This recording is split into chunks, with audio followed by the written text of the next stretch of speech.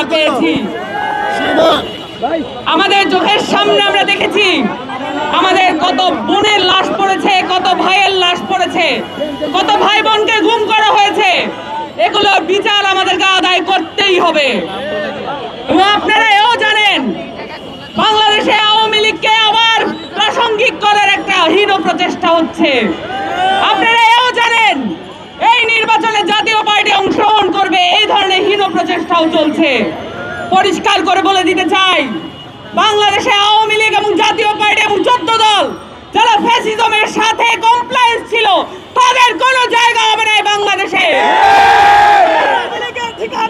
এই বাংলায় হবে না।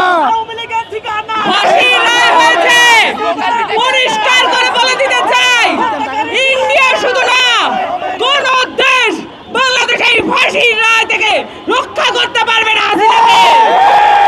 অবিলম্বে হাসিনাকে দেশে এনে ফাঁসির মুখোমুখি করতে হবে। 14 দলকে কোনোভাবেই নির্বাচনে অংশগ্রহণ করতে দেওয়া যাবে না। সুষ্ঠু নির্বাচনে বাধাগ্রস্ত করার জন্য নির্বাচন কমিশনকে কোনোভাবে পরিচালিত করা যাবে না। আপনাদের সকলকে ময়দান না ছাড়ার, রাজপথ না ছাড়ার আহ্বান জানিয়ে শেষ করছি।